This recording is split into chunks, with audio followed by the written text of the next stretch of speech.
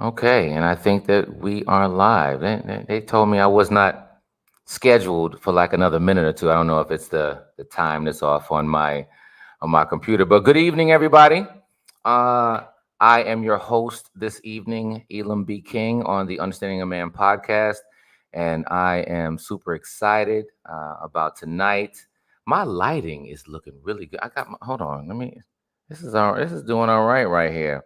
Got my joystick light. Shout out to joystick. All right. Got my joystick light going on right here. It's got me looking pretty good right now. But I'm not going to delay too much. I want to start off by saying thank you guys so much for joining. Of course, it's the Understanding a Man podcast. And I think that for 2022, I'm going to listen. I have a line of guests for you just to bring you some information as we normally come from an aspect of not only bringing some information from a manly perspective, but also just overall to just bring some information to people as a whole. And so, in order to empower our communities, we have to empower these families. And in order for us to empower our families, we want to make sure that we are focused on the individuals that are building that home as well.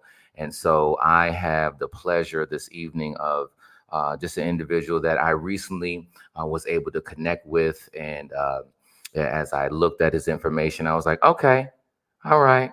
Uh, and so, hey, listen, if I had to duplicate myself, okay, this person would just already been running. And if anything, I guess I would say that I'm going to learn a lot from him this evening. So let me just say 13-time best-selling author. Let's start there. All right. I'm just rounding book three. But I love that about him. Of course, those of you who might have seen him featured on ABC, BET, CBS, and so all the major networks. He's been on there, and also on, I believe, the Steve Harvey show as well. So he's been featured on there as well. He has a new book coming out called Dear Queen Volume 2, and we're going to talk about that in a second. But, as here's the thing. The direction that I want to make sure that we go in moving forward is that we're going to be able to provide some information that's going to allow to empower you not only from a relationship perspective, but just overall individually as well. And I think that this is something that I just want to actually start off in the forefront. I want to give him a chance to introduce himself, of the level of greatness that he's just been out there, just talking to people in this space about just themselves and purpose and things of that nature. But in this season, I want to make sure that you are given some information, and this individual has an opportunity of bringing that on board to you. So I want to introduce our guest for this evening, Dr. Eddie Connor. What's up, sir? What's going on, brother? Glad to be with you. How You're are doing you? great work. Wonderful, wonderful. You're doing Man, great work. listen. Glad to be able to Hey, listen, share in the don't be show. humble like that because your resume is kind of lengthy. You know what I'm saying? So, if we could take a moment, and even just I don't think that I did you the justice of who you are. So I just want to take a moment and give you an opportunity of just introducing yourself. What are you doing, shaking and moving? You can probably go for like 5 minutes on that. So just give them the great elevator version of who you are. I'll try to trim it down to 4 minutes 59 seconds. No, it's great to be able to share with you on your show. I think is a relevant topic. Your show is powerful, especially giving us as men and even our sisters who love us just the credulity and also just the insight and the information to be productive citizens in this world. And so, Right. 2022 marks 22 years of me being cancer free. I'm a Okay. living witness. Your test a testimony. Your misery is ministry. Your mess a message. Your stumbling block is a stepping stone. God uses your setback as a setup for your greatest comeback. And so I've been able to parlay all of that, finding canning cancer into helping people discover their purpose. Mm. As you mentioned, 13-time books, best-selling book author, and mentoring our young brothers, but even our men too, because you can't spell mentors without men. Come And on, so, sir. Oh, so you yeah, want to being start? Oh, able. so you want to? I heard about you in your rhymes. Okay, I heard about you. But go ahead. No, go ahead. Go ahead. Go ahead. Go ahead. And so, just really rolling up my sleeves and engaging our community, and really speaking truth to power, and just helping out where I possibly can, and being able to share my story. That's what it's about. I don't want you to walk past how you started this conversation, because before we lead into something in the future, I want to rest in the moment for, first of all, thanking God for your presence here, of you battling an area that is just ginormous, and so I don't even want to speak about it, and give it any level of disrespect. I want to make sure that you take a moment, and can you just talk about your battle inside of that cancer space, four-time, excuse me, in stage 4 cancer, Yeah. and you sit with us today. And that was what year that you were diagnosed with that? I was diagnosed 1998, and 1998. So that's yeah, yeah, 23, 24 yeah, years later. yeah, Um, yeah.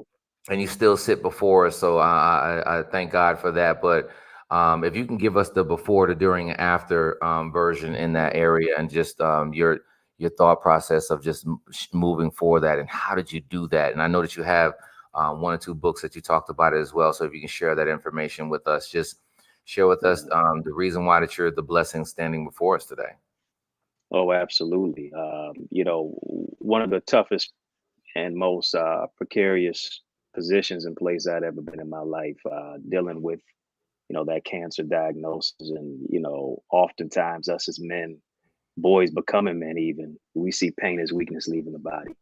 I was Hmm. having chest pains for quite some time, Mm. about 2 weeks prior to diagnosis.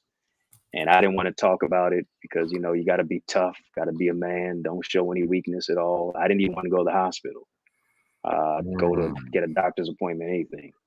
And I'm over my friend's house watching a football game, can't breathe by halftime.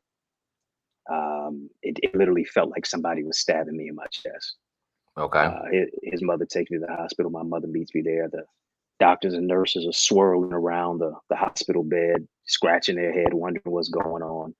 And I Right. feel, we go to surgery immediately after doing a CT scan of the chest, the X-ray, and they see Hmm. my cells in my body are growing so fast they can see them growing with the naked eye, Mm. around my heart, my trachea, my esophagus, and they Mm. removed a tumor. I felt great coming out of surgery. The doctor says, Eddie, you have what we call NHL. Okay. Now, I'm from the east side of Detroit. I know we got the Red Wings here, but I figured it was National Hockey League. You Right, know right, what I'm right. saying? And he says, no, you have non-Hodgkin's lymphoma. I'm like, what in the world is that? Non-Hodgkin's lymphoma. He says, not one, not two, not three, but four, stage 4 cancer. Mm. And I'm like, stage 4 cancer? You can't get cancer, stage 4 cancer till you 70, 80 years of age. What in the world is going on? And, Right. he says, don't ask why. And that was the question that I was asking for the next 2 years: chemotherapy, radiation. My own biological father never visited me one day in the hospital. People I thought were praying for me, literally praying on me, expecting my demise. I'm blessed to beat it, the chemo and the radiation out of school. And I remember I was in a convenience store some years after that. A guy walks up to me who I remembered from church back in the day. He Okay. says to me, I thought you died. Ooh. I wanted to go oops Not upside his head and slap him like Will Smith did Chris y'all Rock. was in you said y'all was in church? No, I remembered him from church. I was in a Oh, convenience okay. store, but I Somebody was real inconvenienced. Yeah, Okay, go ahead. I'm sorry. I yeah. had some words just then, but go ahead. Go ahead. Nah, man. Nah, I felt anger in my soul that I'd never felt Right. before. Right. And I held my composure. But Folks just rude. if But go ahead. right, yeah, folks just rude, man. So people see your ordeal, and have doubt about you being able to make it out. So I used all that negative steam to fuel and power my dream, man. And I was a kid who was told to never go to college. Now became a professor Right. at a college, and so it's a blessing to Right. live through dying places. I want to touch base on one piece, because I know us as men, we have this thing, the machismo, the space that exists. Whereas you said that you felt something beforehand, but you didn't act on it. If you had to send a message in that area, because I know that we hear that quite often, that pain indicator of something going on, Mhm. right? But sometimes as Yeah. men, we're shaking and moving. We have to do whatever. It doesn't matter. And we don't take the necessary steps that need to be taken for our bodies, right? So if you had to speak towards that area, what message would you send there for men and just handling from a physical and from a health perspective? Yeah, getting help, seeking support, checking out your body doesn't make you less masculine. It doesn't mean that, necessarily something's wrong with you. Hmm. It's just the fact that you actually have to take inventory of yourself. And we always say knowing your worth, loving yourself, and knowing your worth is only just specifically for women. It's for us as men too. Right, That healing and that wholeness. We have to make sure that we're getting clarity about our life, our body, our soul, our spirit, whether right, that's counseling, whether that's therapy, whether that's just visiting your physician. right. Because I was at the point of death and didn't even realize it Mm, because I refused to ignore the signs because I was ignoring the signs. I refused to go get help and hmm. even verbalize. Us as men, we don't oftentimes verbalize, we internalize. Come on, sir. And so being See, able there you to go. There you go with them rhymes again. There you go. There you go. Go ahead. Keep going. We don't often verbalize, we internalize. But no, yeah, no, no, no, no. Let's take a moment on that. And even if we had this, because there's so many areas that we can go from with that. Often as men, we internalize and we don't verbalize. And I like to yeah. a lot of times share with men that even biologically, right? They say that women do 20,000 words a day, men do 5,000 Hmm. words a day, right? And then you add on, so that's the biological portion, that our communication area is not as large in our brain as women. And y'all can go do the Google on that if you want to, right? So we have a space here that we now have a subculture that has existed. We'll just say amongst men, period, right? So Hmm. whereas they, don't cry, don't act like a girl, don't be sensitive, don't be emotional, don't hurt, don't have pain, and look how that bleeds over into even the biological piece to where your body is talking to you, and you're pushing back because this is what you were taught. And I don't want to put words in your mouth, but this is something that we on average we grew up on, right? And so you couple in the fact that even from a relationship perspective, there's other aspects inside of there. And then even if you start talking about culturally based upon what ethnic background you are, and let's just keep it real, us Hmm. as a people, as black men, we are even. It's kind of like a more of a subset of what. You being sensitive? You in pain? Nah, we push through this stuff. I mean, am I wrong? Yeah, you're totally right. You're totally right. And Yeah. so that actually bled into your Oh yeah. health. Oh yeah. And really what we're doing is we're crying inside. Mm, We're suffering in silence because even during that time of my ordeal with cancer, I was still grappling with the divorce of my parents. My okay. father was present physically, he was absent mentally, spiritually, socially, emotionally. And the question Okay. becomes, how do you become a man if you don't see one? How do you play a Mm, role if you weren't given a script? mm, And so dealing with all of that, if you want to say it, even the trauma, the toxicity, the emotional triggers inside that even I was too young enough to realize and recognize, much less even right. embrace. Right. And looking back on it, hindsight being 2020, Right. that there was some healing that needed to take place. There was some forgiveness that needed to take place. I had to move Right. into a space and place of wholeness if I Right. was really going to be complete and total as a man. And if we can actually expand upon that. So first of all, again, I want to congratulate you for just your presence even with us today, and thank you so much for just walking the journey that you walked. And I before we kind of shift over, which one of your books did you speak about regarding in your journey in this space? Yeah, yeah. It was the first book I ever wrote called "Finding the Can in Cancer." Finding the can and can'ts. And cancer. Finding the can and cancer. Okay, and where can people Right, right, find right. that? It's on Amazon.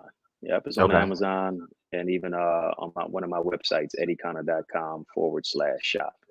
Okay. So it was the probably the toughest book I ever wrote because it was the first one, but it Hmm. also became transparent. it got me into a level of transparency and therapeutic for me, Right. because I was actually healing as I was writing. I was actually identifying the things that were traumatic and triggering for me in my life, and I had to forgive to really Hmm. live. Yeah, Okay. yeah, yeah. Uh-oh. So. See, there you go with it. See, every now and then you slide them in there. Forgive the list. See, I'm peeping them. I'm about to make like a little, a little, a little dictionary, a little thesaurus over here with you. You know what I'm saying? Because you got forgive to live. All right, y'all. Write that one down. Yeah, You got to man. forgive to live. Hold on. Let's go. Let's go forward with that because I like that. Right. Yeah, Um, let's look at the space of even inside of this. What were you're talking about a tough time that you were going through, clearly. Where were you purpose wise? What were you doing in life? Did you just sit down? Did you find yourself, in depression wise? Where was your state of mind? Even before we kind of transition to some other pieces that we want to talk about, where were you mentally, spiritually? How are you here from that? yeah, yeah. I mean, you're talking to a guy whose favorite two classes in school in high school were gym and lunch. I Come wanted to chase the girls at on, gym Jim and lunch. and sit down and eat with them at Pizza on lunch, Friday. man. That's So, what's up, y'all. and I always knew I had a little knack for words, this, that, and the other, but I emoting on paper and doing all of that was not necessarily something I was really trying to do. I was just wanted to play sports. And I'm in college with Dollar and a Dream to my name in a dorm room. And my last year, my mother's calling me and she's telling me, she's been telling me for a few years, you need to write your story. And I said, no, In I high don't want to write school. my story. This is high school? Now this is by the time I get to college. Oh, okay, okay, okay, okay. Yeah, yeah, yeah. I'm in my senior year of college. Okay. And she'd been telling me for a few years, even prior, you need to write your story. And I said, no, I don't want to tell anybody about what I'd gone through in my ordeal of cancer. It was embarrassing for me, about the Mm. struggle. And At what age were you in as that struggle? literally from about 15 to 17, roughly. Wow. Let's Yeah, just whoa, whoa, yeah. whoa.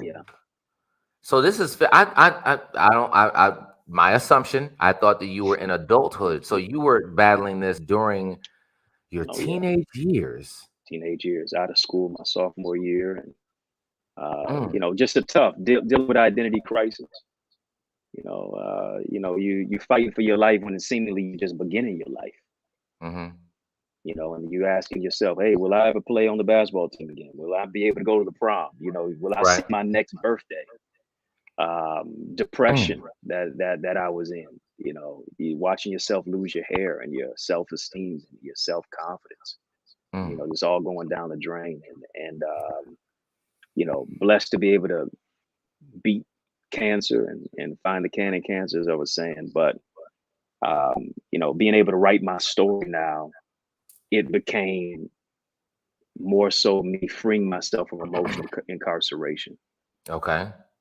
Yeah, yeah, and the psychological imprisonment that I was in.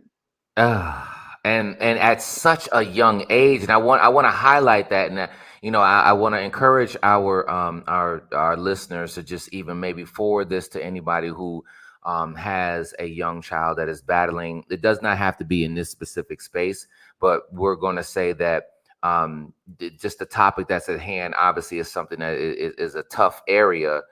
I think tough is like a little disrespectful to even use as a word, but this is an area that you were battling in the teenage years, and still forge forward. How did you connect and move from that to where you are today? If you could give some steps, and maybe it's inside of one of your books, so feel free to Mhm, share that. mhm. How did you move from that space of turmoil and just fighting for your life? How did you move from that to walking inside of your purpose today?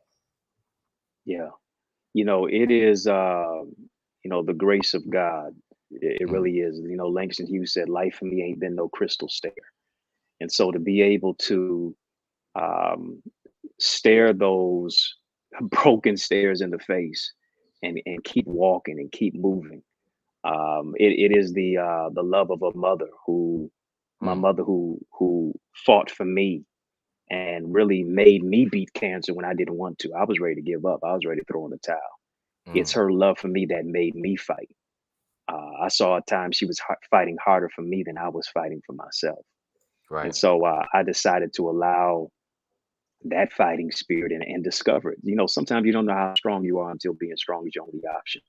And I had no other option. You know, my mother would tell me, hey, you know, life is, everybody gets knocked down in life, but a knockdown is not a knockout unless you stay down. So Right. really getting back up again and pushing myself past uh, you know, the the cataclysmic extirpation, so to speak, that I was experiencing. And then saying, you know what, you know, every breath is a blessing. I'm one day closer to treatment. I'm one treatment closer to total healing, rather, and discovering that I have a purpose. And oftentimes, what you go through, yes, it's painful, but it becomes Right. purposeful. Oh, come on. Yeah, Hit, yeah, hit yeah, go your yeah, rhymes. Go ahead. Go ahead. Bring it together. Go ahead, sir. yeah.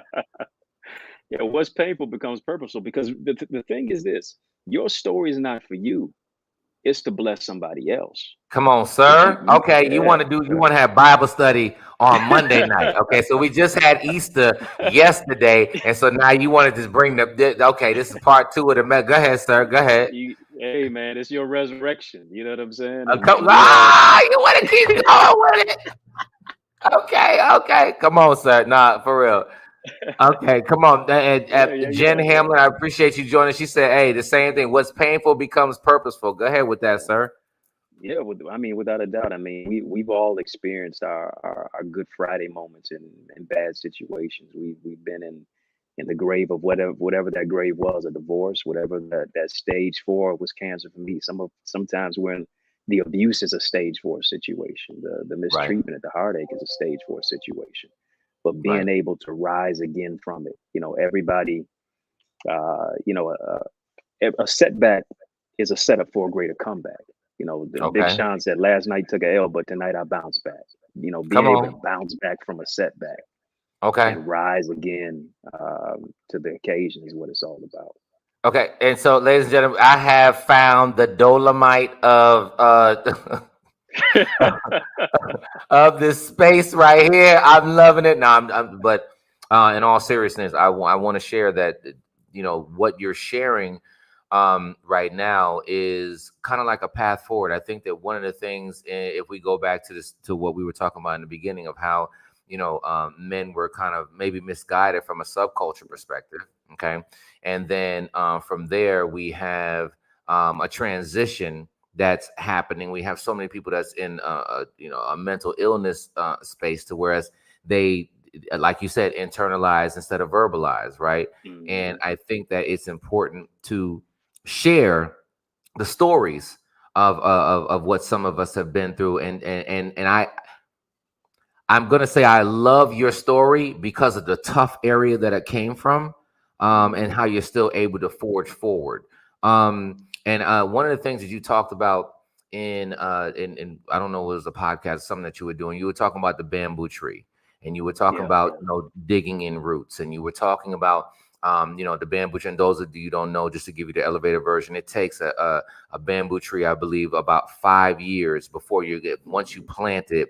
It takes about 5 years before you're even going to see it break ground. But when you finally see it break ground in the first like 80 to 90 like days, it can grow like 6, 10, an amazing amount of footage.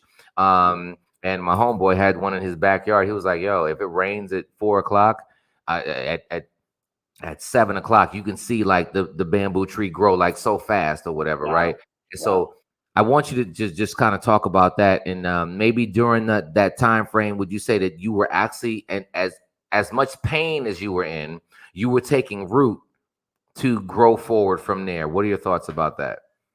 Oh, without a doubt. I think that's a great example. You know, that bamboo tree can grow 80 feet in 6 weeks. And the thing is, it took longer to grow than the other trees because the roots had to be deeper Right. for it to grow higher. And I Right. think one thing is this: a lot of times we're comparing our chapter 1 to somebody else's chapter 30. You know, Oh, they may develop faster, they may grow seemingly faster, they may be blessed quicker than it seemingly we are, and we're looking at them versus we need to be looking at him. We need to be looking right. and focused on our purpose, Right. and recognizing that, you know, your race is not somebody else's race. The race is Come not on. given to the swift or to the strong, but the one that endures to the end. You Come know, you on. may have to run a little bit longer. That Come on, person may sir. have a sprint. You may have a marathon, right? And so it is about building your endurance. It's about getting rooted even deeper. It's about you know, checking the mental space and place of where it is that you are. You know, even thinking about mental health. You know, mental health is uh, that the aspect, the prefixes of both of them are men heal. You know, and oftentimes vulnerability and masculinity cannot coexist in the same space. Oftentimes Mm. that vulnerability is seen I'm as about to throw this femininity. microphone. I'm about to throw it. I'm about to throw the microphone. Don't do that. Okay, so keep going. Go ahead. Go ahead. I'm sorry. Yeah, man. You know, oftentimes vulnerability is seen as femininity, and I think one of the things Yes. that us as men struggle with is Yes. being vulnerable, being able to talk about what it is that we have experienced and Can we rest expressing it. there in the vulnerability of just men? Maybe not. If we had to speak to, I don't care if they're young. I don't care if they're, more seasoned or whatever case it be. If we just had to talk about that level of vulnerability, I don't know where I should be right Mm, now. I've had life situations happen to me, no matter whether it's illness or whether it is finances, no matter whether it's I had to live on a park bench, no matter whether it's, I've had multiple degrees and I still don't understand where I'm at. If you had to give a path forward in that space of, what does it look like to transition out of, I don't understand, I don't know, or I'm hurt, or I have this pain or these challenges going on. What would what advice would you give to a man in that space? Really, you can say it to people, but I want to more speak to my men right now, of forge forward, because considering where you came from, there is no more starting from the bottom. Now we hear like you were at the mm, bottom, stage yeah. 4, right? What's bigger than that? Stage 5, right? So you're talking about from you came from -1, in my opinion. You came from -4 to where you are today. So how do I do that? How do I get there? It's a great question. I think everybody's path is different. For me, it was a lot of isolation. You know, for me, it was, you know, being isolated from friends, isolated from even family members, isolated because I couldn't even go to school with everybody else. Mm, And, you know, I had so much time to think, process, evaluate myself, look at my shortcomings, come to terms and grips with my own mortality. And I think in isolation is revelation, you know, and isolation is elevation as well. And I think one thing is what we have to do, you know, in the midst of, you know, sometimes the turmoil that we're trying to process and the trauma that we're trying to, get through, right. is be able to take off the mask of what it is that we're wearing. Because a lot of times, you know, we acting like we're dressed up, Okay. but we're messed up. You know, Okay. we're acting like, you know, everything is all dandy. This is fine, and we know how to put on a facade and act for everybody else, and everything you post on social media are your highlights. Is never your failures. You know, we have these filters that we wear in life, and actually being able to take off the mask and look at the ugly things that took place and transpired in my own life, Okay. is how I was able to do the healing and to say, listen, nobody's gonna what you went through, yeah, that may have been brought on by somebody else, but healing is your responsibility. Yeah, Oh, yeah, oh, hold healing on, is hold on, hold on. That's a yeah. whole moment. Hold on, wait, wait. No, no, no, don't just glide by something like that. Hold on. Let's go. He- Rewind that. I don't want to say it because I can't say it like you say it, but I'm going in the future. I'm going to say this, and I'm not giving you any credit. I'm gonna say it like it was mine. Healing is your responsibility. Okay. No, Yeah. but rewind back. But what'd you just Yeah. So say? What'd you say? what people have done to us, Mm-hmm. those things have transpired. Sometimes that brings on insecurity, but Mm-hmm. healing is our responsibility. Mm, If you're gonna move into a place of true healing, wholeness, wellness, togetherness internally, healing is going to be a part of your responsibility. You got to get ownership of that, and that's maturational development. mm. So I want to make sure that we're sending a clear message here. All right. For those that might be in a space of walking through healing, whether it's within their body, from a biological perspective, or whether it's through from some maybe some relationships that you might have been through or whatever. It sounds good, right? Healing is your responsibility. If you had to give me step one and two, what does healing? How do I walk forward in healing as a Yeah, man? And I want to be specific there because again, because we do internalize, because we don't, share on the way that we feel, because we don't even know that we don't know. But we feel some type of way, and it can bleed out in alcohol, it can bleed out in drugs, it can bleed out in so many different ways. It can bleed out in violence, right? If we yeah, had to throw a rope to help individuals kind of walk through that space, how do I begin to heal? What does that look like? yeah. Uh, a lot of us are carrying father wounds. Whether the father was there or whether he was not there. For Mm-hmm. me, even as I look back in retrospect, I was carrying a lot of that, and um, one thing is I understand and realize that a lot of stress, a lot of Hmm. anxiety, a lot of emotional turmoil was internalized within me that I had not dealt with, analyzed, freed myself of. And I really could not heal until I forgave. I had to Hmm. forgive my father for not visiting me one day in the hospital.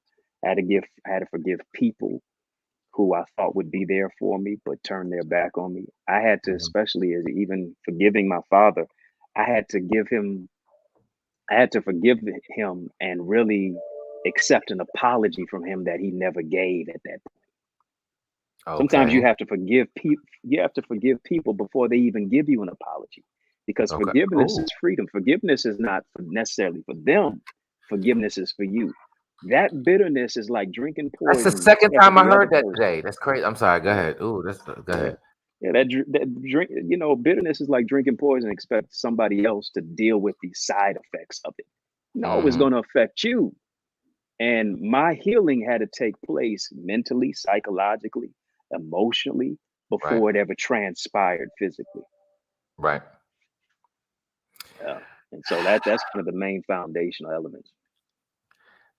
Okay. And so I want to end on the topic of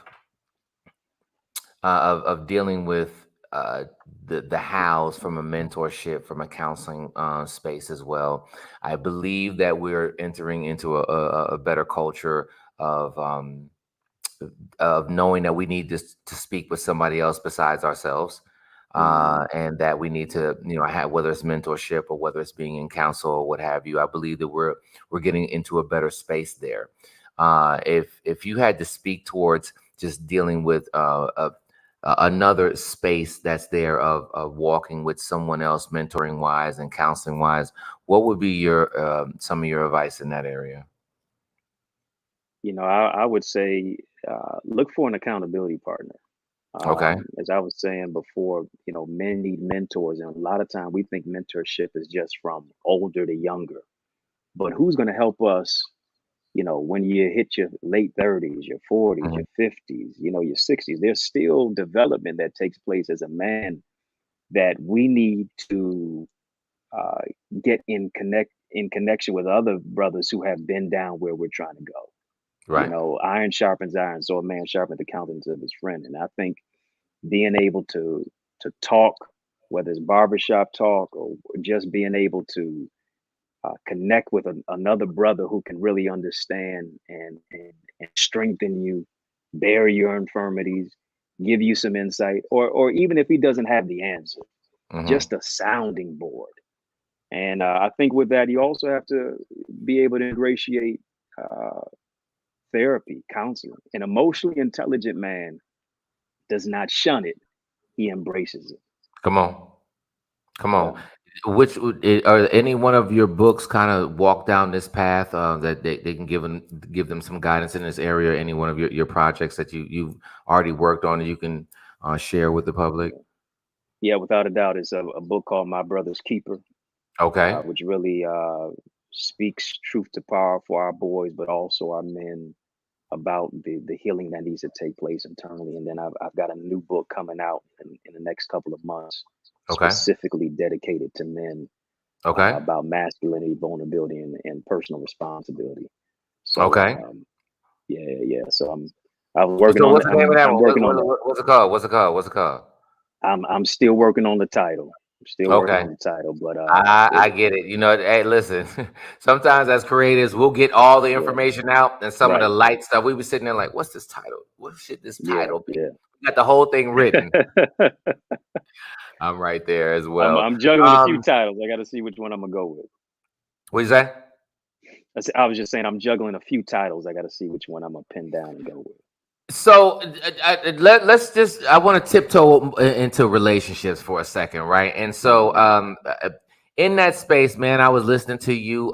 Some stuff that you was talking about on Instagram, man, and you was just kind of going in. And so you said something that I'm make sure I quote this correctly. You said marriage is merger, ministry, and mirror. You can't say something like that. You got to break that down right there. That's amazing. And at this point, all of the listeners that are here, I want to thank you again for just joining the Understanding a Man podcast. You need to share at this point because this right here is some information. I don't even know what he's going to say, but I love the way that flowed of marriage is Mhm. merger, ministry, and mirror. That right there is amazing, man. It, talk to the people. What is that? Yeah. What was that about? That was a lot.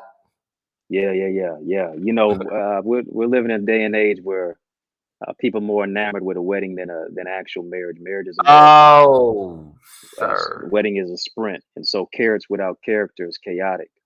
So Hmm. I'll go ahead and say, with marriage being a merger, it's two becoming one. Two becoming one flesh. Scripture says you got to leave to cleave, Come and on, so sir. that's the combination of everything. The good, the bad, and the ugly. The ministry aspect of it is you'll always go out of business in any relationship, much less a marriage, if you come from this perspective of being served rather than serving. You Mm, got to come to the table of marriage really as a waiter or waitress rather than just a customer. It's about what can I do to help this person to meet their needs. Being able to understand what their particular love language is, so that there's a level of communication that's not miscommunicated. And then I think even with the mirror, whoever you are in your singleness is going to either lead to marital bliss or a marital mess. okay. And the mirror aspect is, marriage is not going to only expose the beauty. We know the beauty of the trips and the the the Yep. photos on social Y'all look media, this, real that, good and on the other, social all that media. stuff. Yep. Right, right, right. But there's also the mirror of it. It exposes the ugly too. Hmm. And so, uh, two heads is a monster. Come on. And Come so on. being able to really, really understand, we always talk about, we say these vows for better or for worse. We know what for better is, but we have not necessarily defined what for worse is. So let me just take a moment here. This is the space that I want to emphasize. And so here's the thing. So August and September are the major months that people get married. So right now we Mm, have people that are gearing up for that August and September timeframe.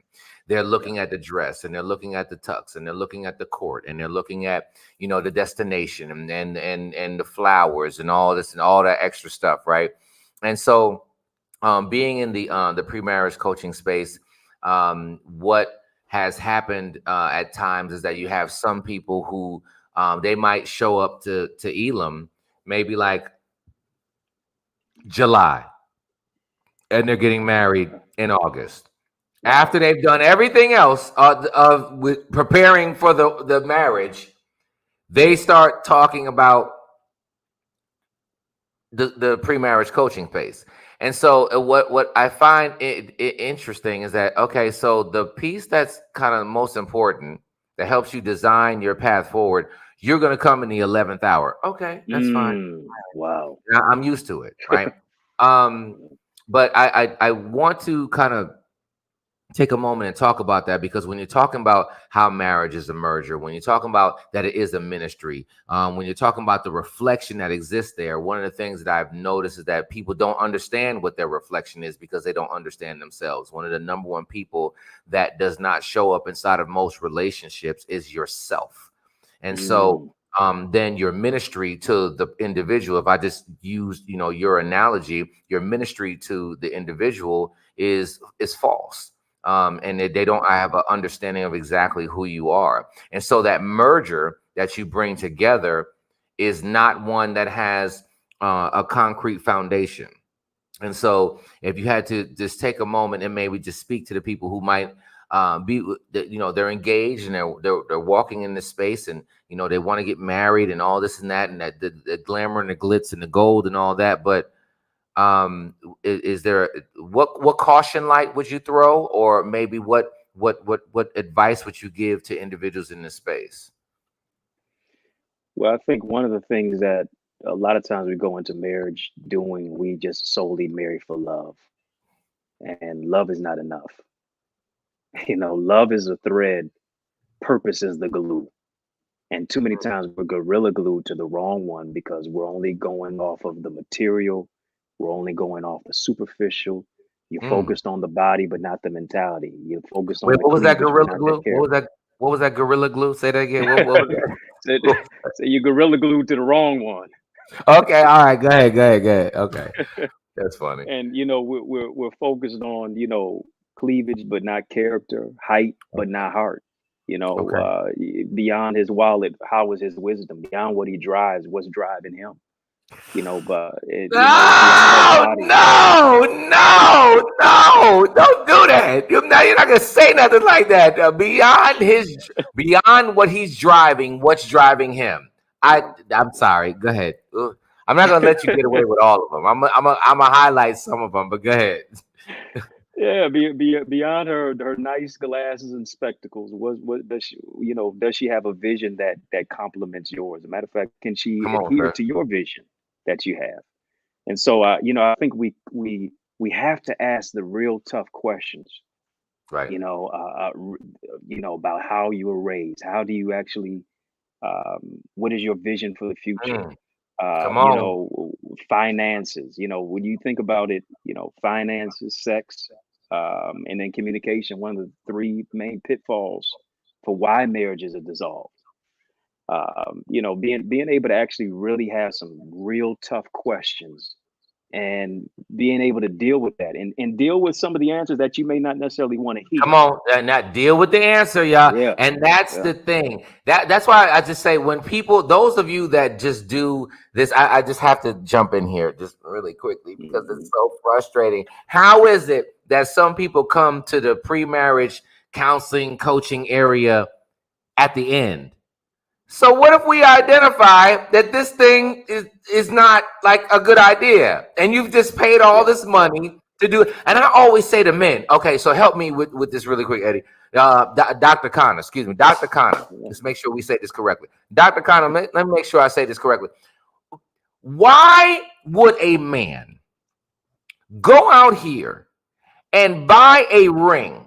What did Kelly say earlier? Carrots without character is chaotic, and I totally agree with that, right?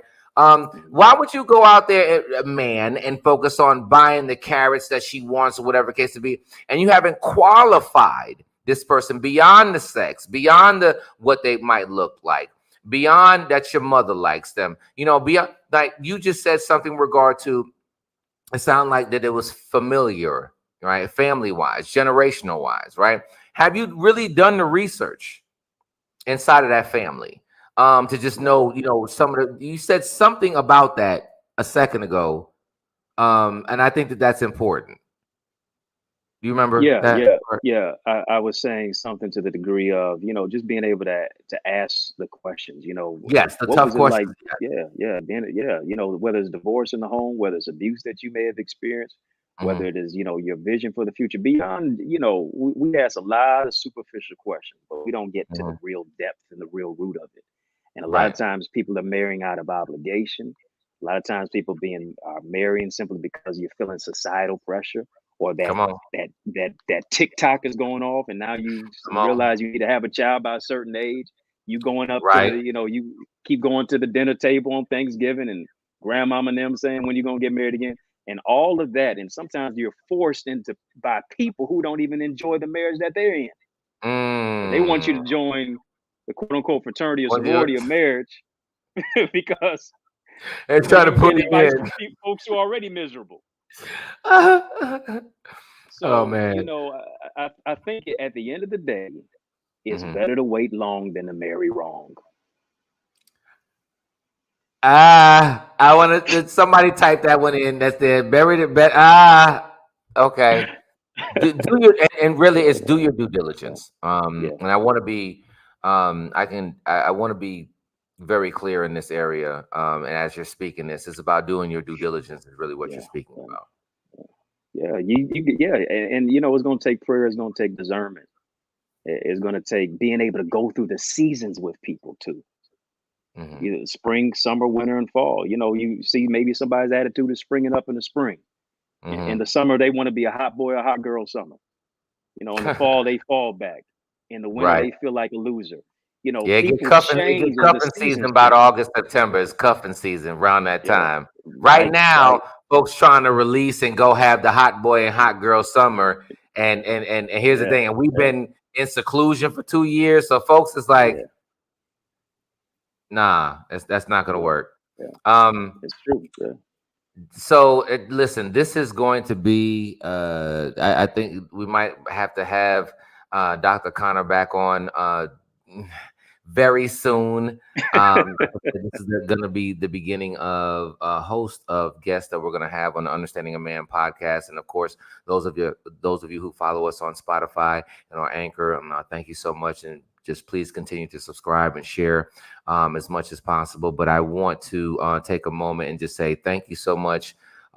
This is he don't even know it, but Dr. Connors, this is part one of him. That we gonna have to oh yeah, oh keep yeah. having some conversation there, sir. Oh, But without a doubt, here's the brother. thing: you're currently working on a project, and then I know you have some other projects that are in the works. If you could just let everybody know where they can find you and what projects that you're working on, that would be amazing. Without a doubt. Listen, bro, I appreciate you. Your last name isn't King for just no apparent reason, Mhm. because you do wear your crown and you're able to speak to the King in the kid. You're able to speak to the King in us as men, and so I really appreciate you for what you do, and also the opportunity to be able to share, on your powerful podcast.